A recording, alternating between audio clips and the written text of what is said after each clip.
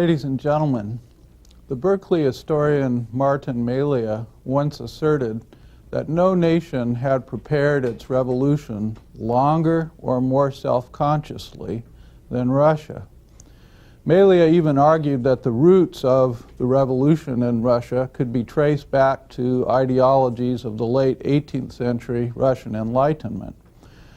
Well, we haven't traced the roots of the revolution that far in our series of lectures, but we have seen that since the turn of the century, the beginning of the 20th century, that the revolution was in a sense an overdetermined phenomenon. That is to say that there were many reasons to think that a revolution in Russia would come. The conservative government of Nicholas II failed to deal in a timely way with the imperial difficulties of managing a multinational empire.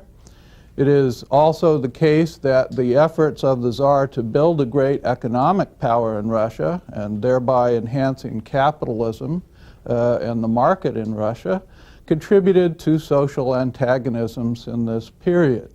We also saw how the constitutional experiment that began in 1905, 1906 failed, and we saw that the First World War exacerbated existing tensions and guaranteed that at some point the existing government would not survive.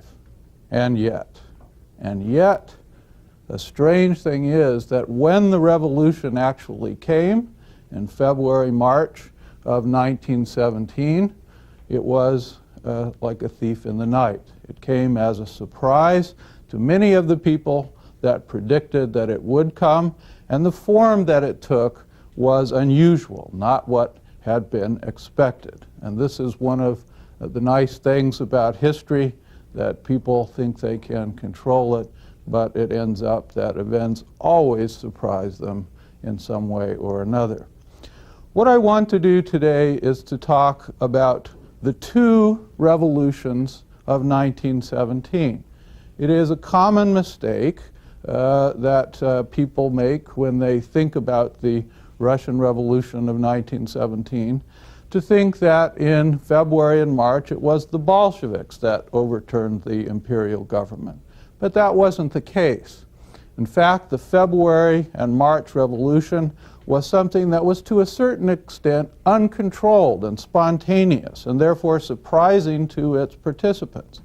The Bolsheviks did not seize power until October of 1917. So 1917 is really a year of two political revolutions. That is, two different regimes were installed. But we must also be aware that these events were profoundly linked. They were experienced in a kind of seamless way by the participants. They blended one into another.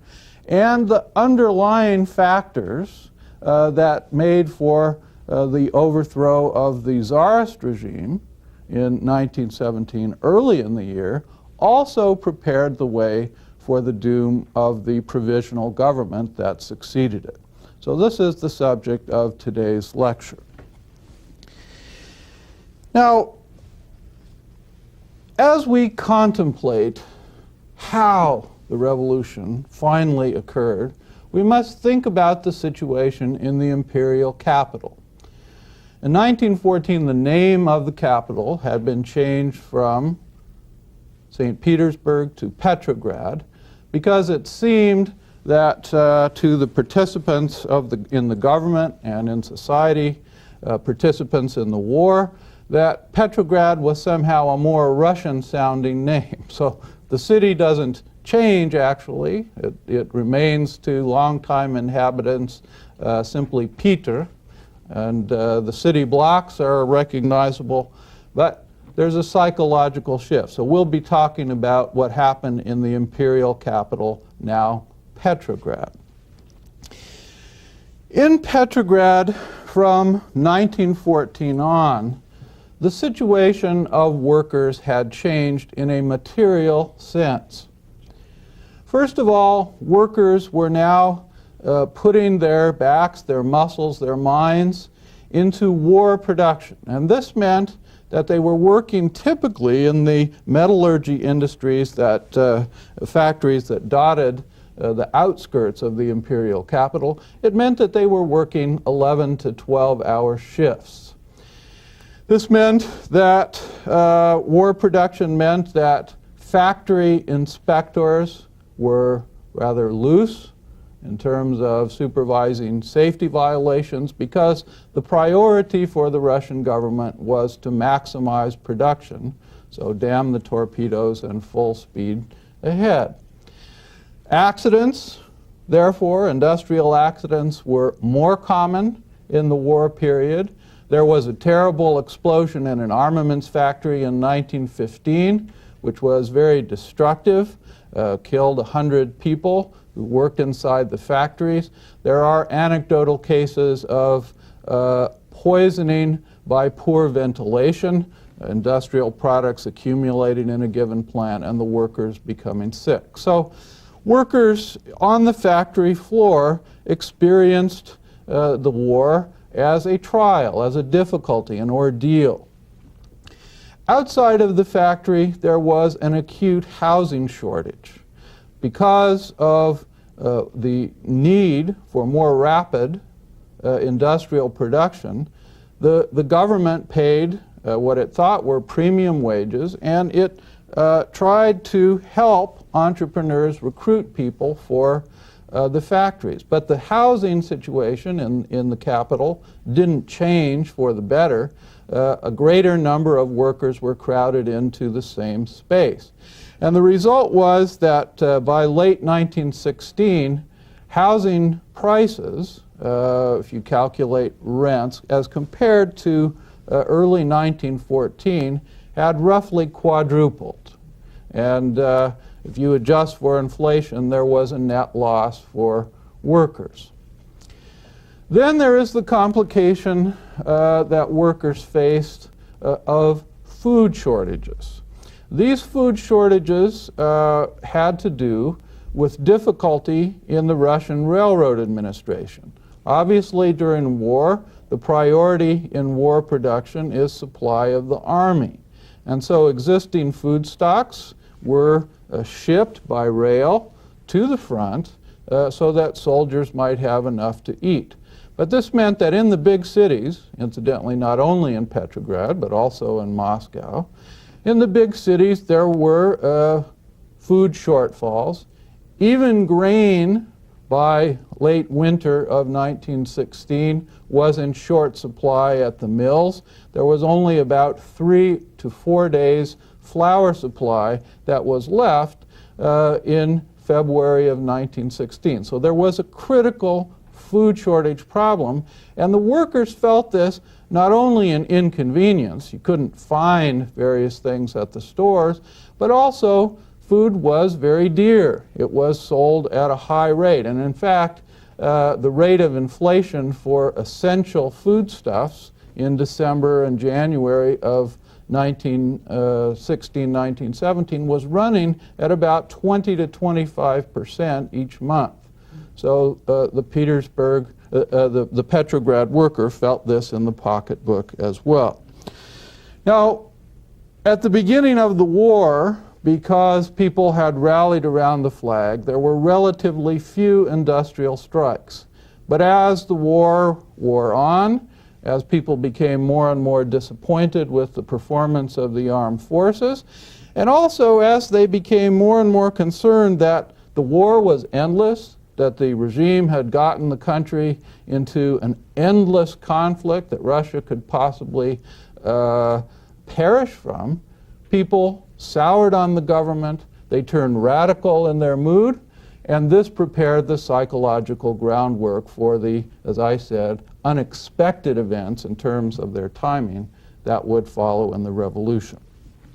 Now, how did the revolution actually begin? Well, historians have generally asserted that on the 23rd of February, by the old Russian calendar, you have to add 13 days to adjust to the Western or Gregorian calendar, that there began a series of events that were familiar to people, and therefore somehow they weren't perceived as the first day of the revolution. There was a food riot. It was a food riot that occurred in the middle of an afternoon when women who worked at one of the textile factories outside the center city in Petrograd rioted because there was not any bread for them to purchase.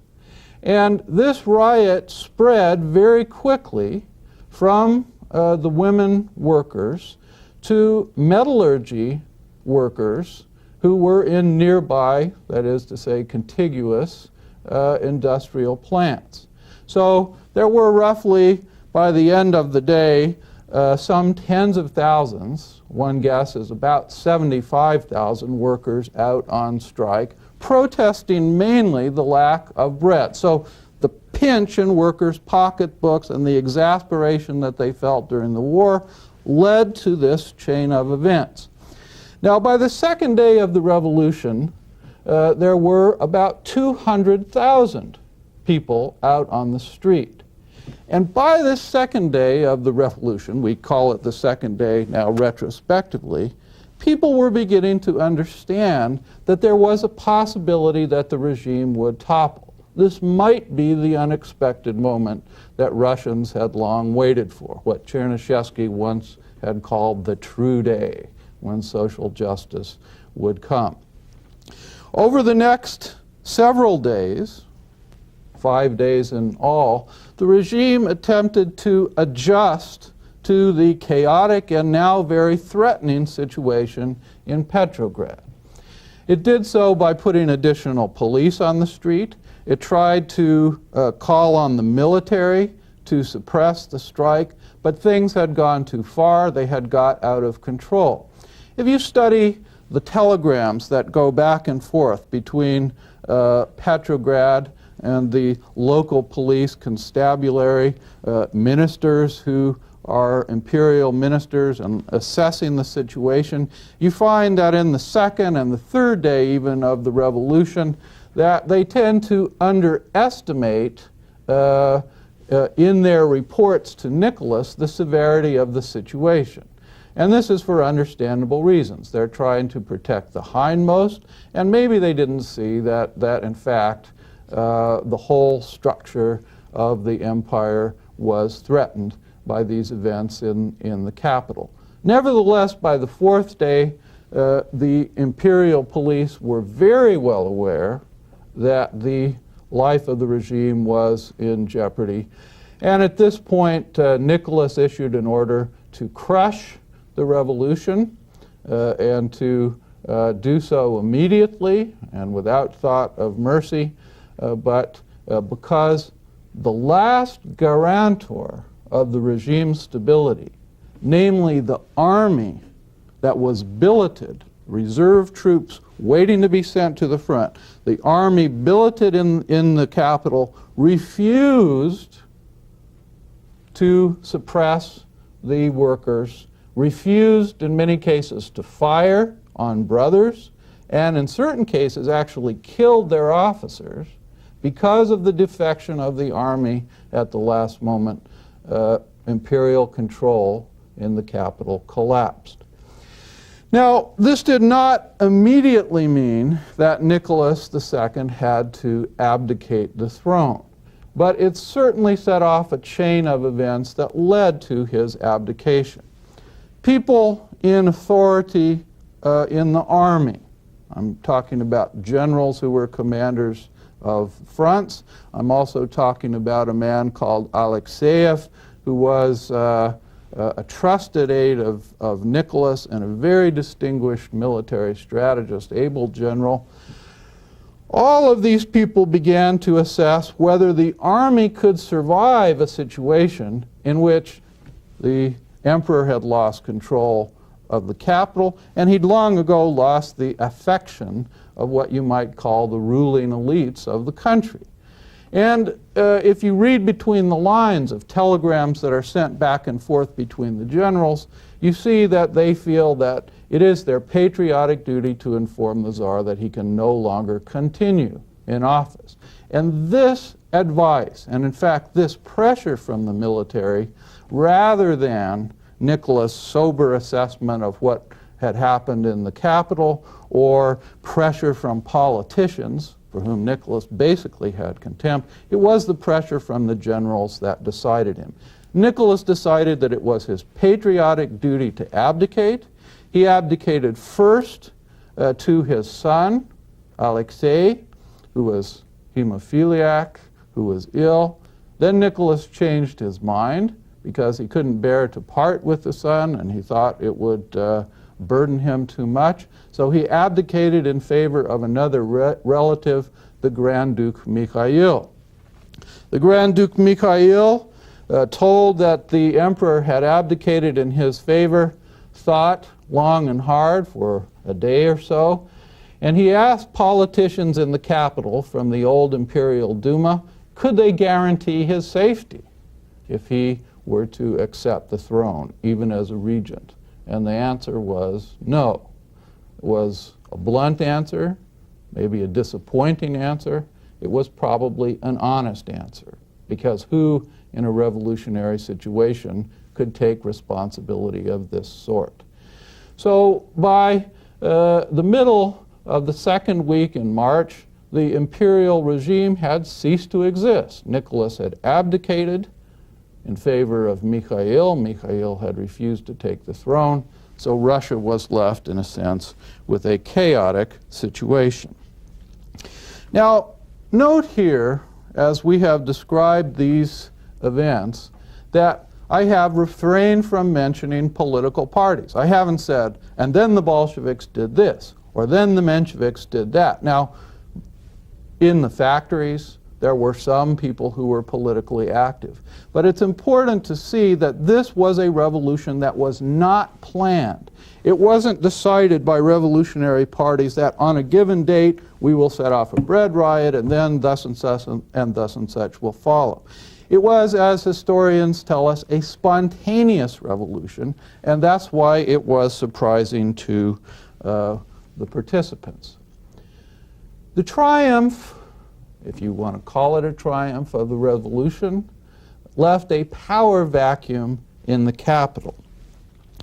Now, almost immediately, history abhors a vacuum, you know, almost immediately, different agencies, two of them in particular, attempted to fill this vacuum. The first group that attempted to fill the vacuum was a group of leaders from the old Imperial Duma. They felt that in this situation, which was unprecedented, the imperial authority had collapsed or been overthrown, that they were now the legitimate government of Russia, but of course they had only been elected to be members of a legislature. They hadn't been elected to exercise executive authority. So while they felt entitled to step into the vacuum, they did not feel entitled to constitute a new government, write a constitution and all that. They had to wait until something called a constituent assembly, or what we would call a constitutional convention, would be convened in order to sort out details of what Russia's future governmental system was to be like. So the term that is attached to this group of self-appointed former Duma deputies is in Russian временное правительство. It means temporary government. It's often translated in history texts as provisional government, but provisional in the sense that it's a caretaker government that only lasts for a certain period. The other agency that rushes into the vacuum also is self-appointed, and it is the so-called Petrograd Soviet. Now, what is this Soviet? Well, we talked earlier in our discussion of the revolution of 1905 about the creation of councils, revolutionary councils, that's what Soviet means, in St. Petersburg and Moscow and various other parts of the country. Well, workers had a historical memory. They knew that in the chaos of 1905, there had been a council that was set up. And already on the second day of the revolution, a Petrograd Soviet was established. And the main purpose of the establishment of this Soviet on the second day of the revolution was simply to find out what happens. What is going on? Who is involved in strikes and so on and so forth? And in order to find out what was going on, people delegated to trusted workers from given factories on some formula. I mean, historians will say that for every 500 workers there was one delegate appointed to the Provisional Soviet. Well, it really didn't work out that way. It was a much messier situation like that. But workers themselves gravitated to a certain building, and they began to constitute themselves into a sort of assembly. So this was the original basis for the Petrograd Soviet. Now, once the Soviet was coming into existence, people in the political parties decided to take advantage of it for their own purposes. First of all, they wanted to know what was happening on the factory floors and assess the mood and so on. But they also knew that the Soviet could be a body that could lead a revolution, or at least exercise a concerted voice in the revolution. And so you might call them self-appointed leaders of the various political parties also gravitated to the Soviets. And when they got there, they took control. They established themselves in a so-called executive committee of the Soviet. And in this smaller body, they were able to begin to issue orders, instructions, make resolutions, and so on. Sometimes they got workers to approve these orders. Other times they simply issued the orders in their own names. Now, politically speaking, at this point, the people who dominate the Petrograd Soviet are socialist revolutionaries. So these are the agrarian socialists who also had a presence in the capital, incidentally. The Mensheviks, who were social democrats and who had a pretty wide following in the labor movement in Petrograd. And then there was a smaller number of Bolsheviks, that is, of Lenin's party. Over time, that is, as the revolution moves from March to October, both the provisional government and the Petrograd Soviet moved to the left. That is, they were radicalized. By the time that we look at the Petrograd Soviet in September and October of 1917, the dominant forces are no longer the SRs and the moderate Mensheviks, but they are the extreme left wing of the SRs, the few radical Mensheviks there are, and the Bolsheviks. If you look at the provisional government, it was no longer the moderates who came from the Duma that were in the control, but half of the membership of the provisional government consisted of SRs or other revolutionaries, and only the more radical members of the Constitutional Democratic Party were represented. Those were the ones that were, as we saw earlier, more inclined to make alliance with the radicals all along. So, history abhors the vacuum. The vacuum was filled in Petrograd in this way, and all across the country, the vacuum that was created by the sudden collapse of imperial power in the capital was also being filled, sometimes by old government officials, and in other cases by the action of Soviets that were elected or appointed, called into existence in the same chaotic way that I have described happening in the capital.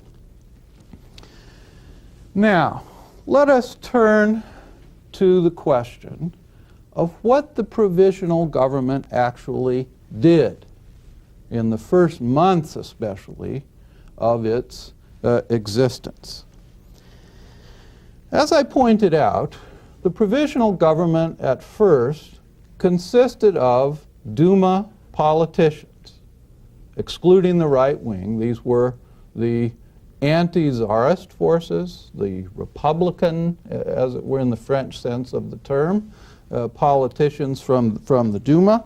And as you might expect, these people attempted to reform the political process, to pass certain social reforms, but also to guarantee that Russia would not withdraw from the war.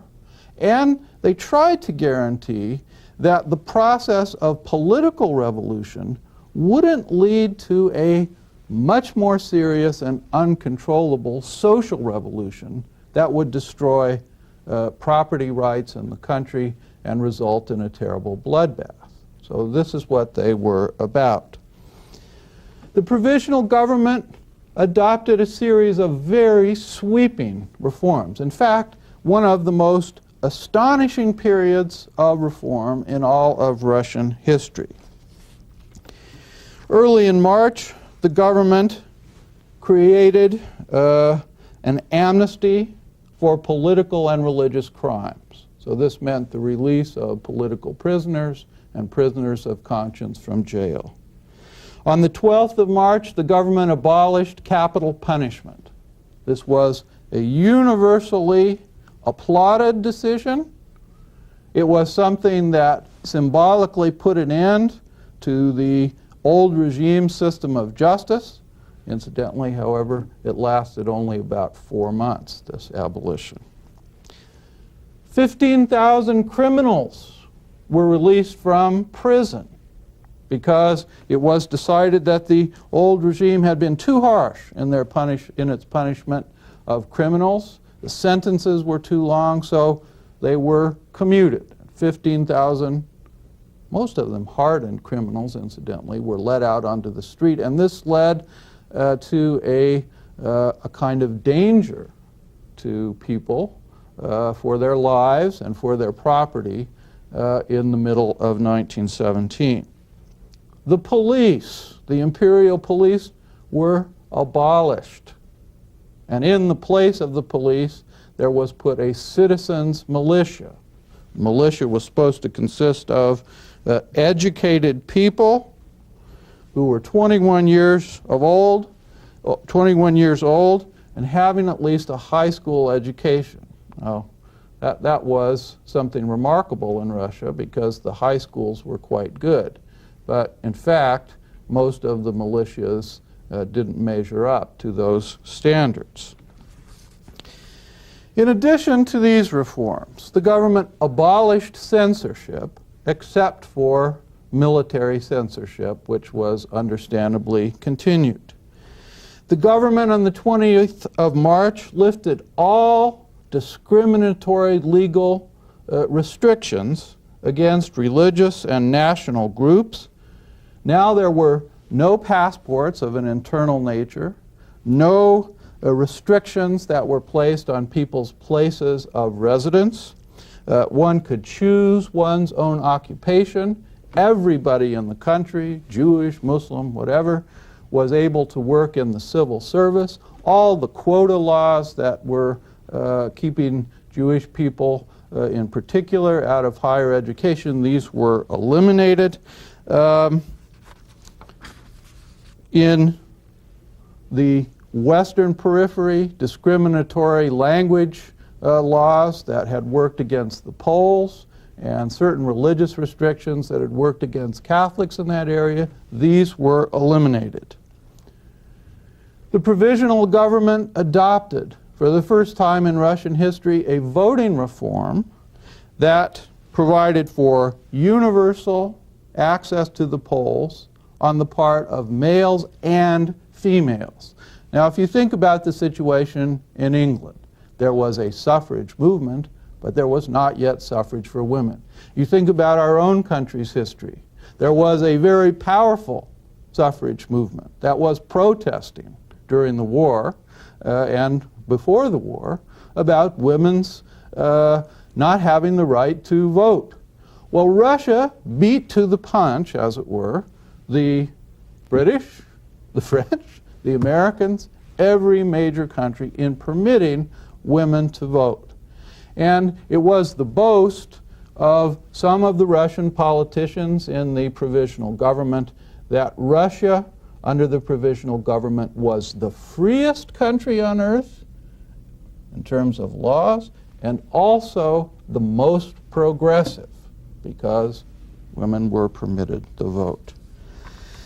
Now, these pieces of legislation that I have talked about are extraordinary pieces of legislation by anyone's standard. So there was some substance to the provisional government's boast about the progressive nature of the administration. And politically, the provisional government at first was actually not unpopular. I don't say it was popular with members of the Petrograd Soviet who eyed it in a jaundiced fashion, but nevertheless there was a certain real popularity that attached to the provisional government.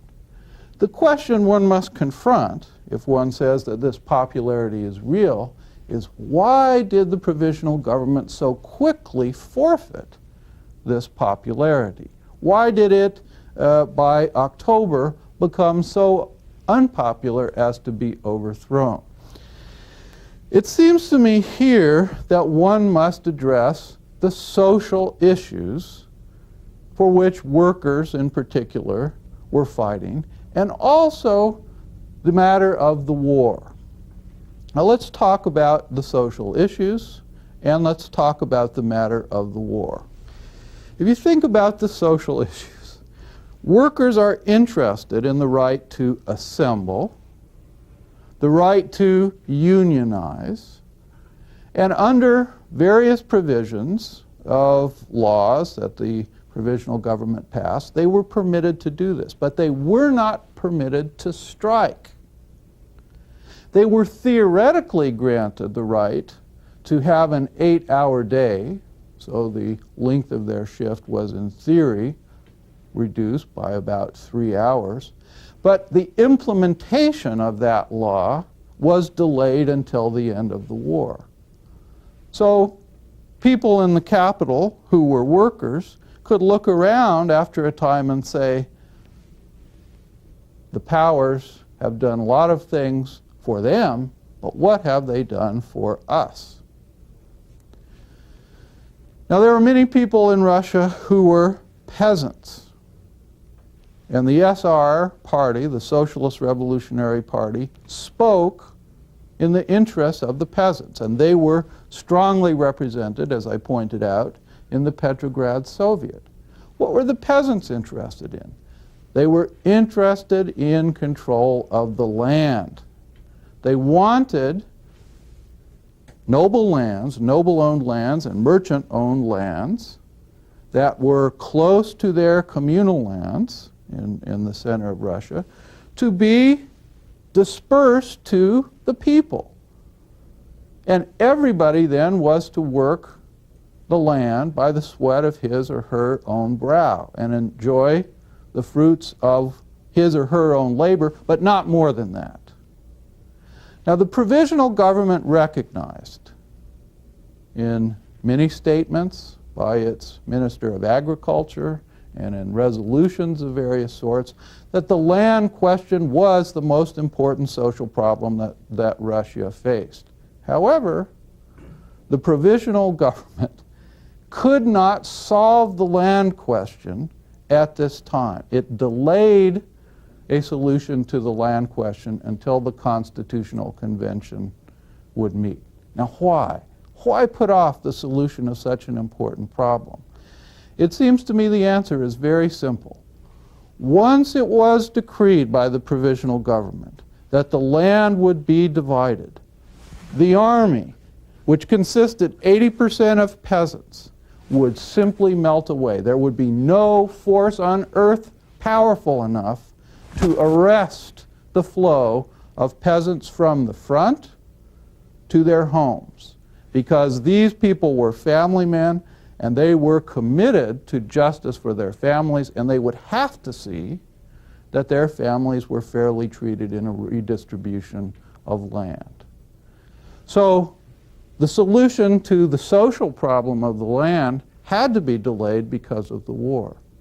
And this is the final point about the provisional government's unpopularity. You strip away all of the reforms, all of the rhetoric, all of the democratic-sounding slogans, and Russians saw that there was continuity in foreign policy. The first foreign minister of the provisional government, Paul Milyukov, the head of the Constitutional Democratic Party, promised continuity instead of change. And this meant that Russians under the provisional government would have to live with the endless war, and that they could not tolerate. Now, what about the Petrograd Soviet? At first, as I pointed out, the Soviet was dominated by pretty moderate socialists.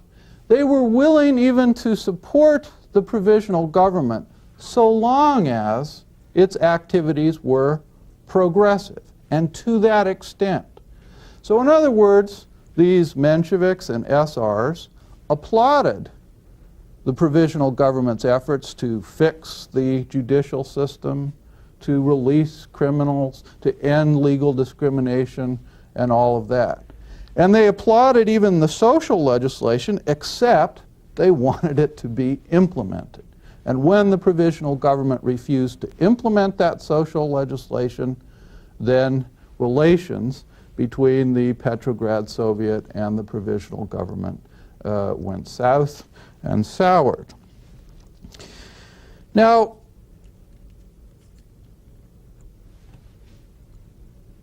one of the problems that was most acute between the provisional government and the Petrograd Soviet was control of the armed forces.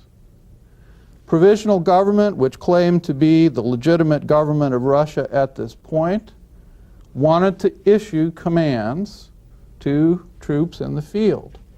And the Petrograd Soviet, which claimed to represent the interests of workers and soldiers, said that only those commands from the provisional government will be recognized that are countersigned by the executive committee of the Petrograd Soviet. And in fact, the Soviet began to work to coordinate its activities with a very interesting institution that develops in the army itself. Inside of the army, there were soldiers who were elected by other soldiers, not to the status of officer, but to the status of commissar. It's interesting that the term commissar, which is later used by the Bolshevik government, is actually a development of this 1917, middle of 1917 period. And the institution of the commissar in the army meant that the military activities of a given unit were a matter of discussion between the officer corps of the army and the commissar.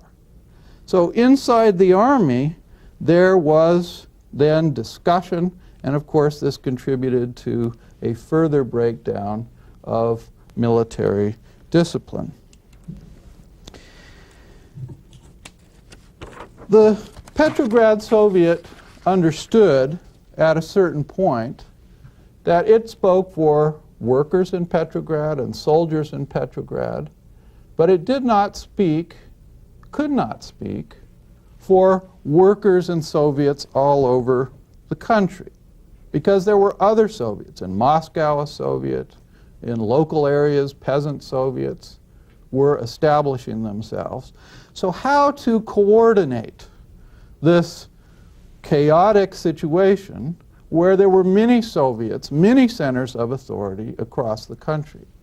It was decided by certain far-sighted leaders of the Petrograd Soviet to create a new institution, the so-called All-Russia Council of Soviets. And twice in the revolutionary year, this All-Russia Soviet met in the imperial capital, and a certain amount of the leadership was provided by these people in the Petrograd Soviet. Now, we come to the nub of the matter. Lenin and his contribution to the revolution in October. At first, this is rather surprising ideologically, Bolsheviks on the scene played along with the provisional government and with their comrades from other socialist parties in the Petrograd Soviet. That is to say, they accepted the leadership of the provisional government so long as it was progressive. Lenin, who was at the beginning of 1917 in exile in Switzerland, was writing furious letters to his comrades in Petrograd demanding that they stop this policy of concessions. Finally, in April of 1917, Lenin got passports, was sent in a sealed train from Switzerland across German territory. He arrived at the Finland station, and immediately he confronted his party colleagues. In a document called the April Theses, which was published as an article, it was also given as a speech, Lenin said, "You must understand that the policy of support for the bourgeois provisional government must come to an end. The policy of the party, of the Bolshevik Party, must be the revolutionary seizure of power by the proletariat."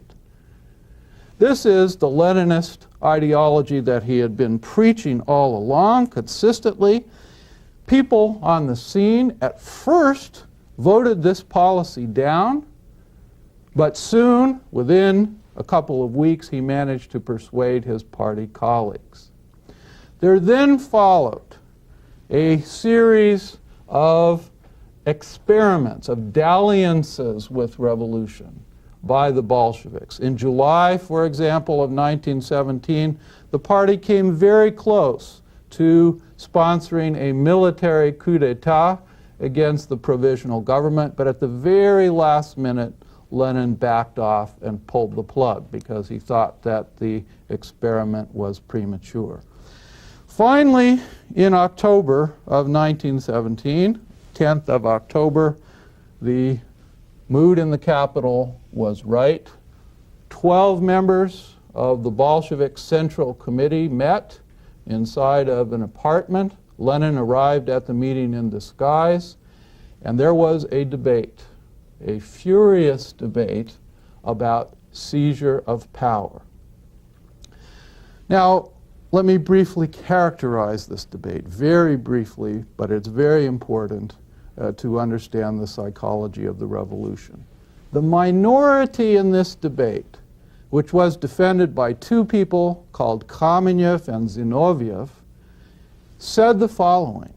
They said the provisional government is not supported by the workers and is no longer supported by the political parties in the Soviet. On the 26th of October, when the Second All-Russian Council of Soviets is set to meet, we can eliminate the provisional government by coordinating with all the other socialist parties. And we can form an all-socialist government. So the revolution could come to power by legal means. And Lenin's argument? Absolutely not. It would betray the revolution, he said, if we would wait until the Second All-Russian Council of Soviets. In fact, we must move now to seize the power and present the All-Russian Council of Soviets with a fait accompli. And this is what the party, by a vote of 10-2, voted to do. It took 2 weeks to organize the revolution, to establish a military revolutionary committee, but the job was done. And so after seizing bridges and communications and all the things that revolutionaries do, the new government could present itself on the 26th of October to the Soviet and to the world as the inheritors of the revolutionary mantle.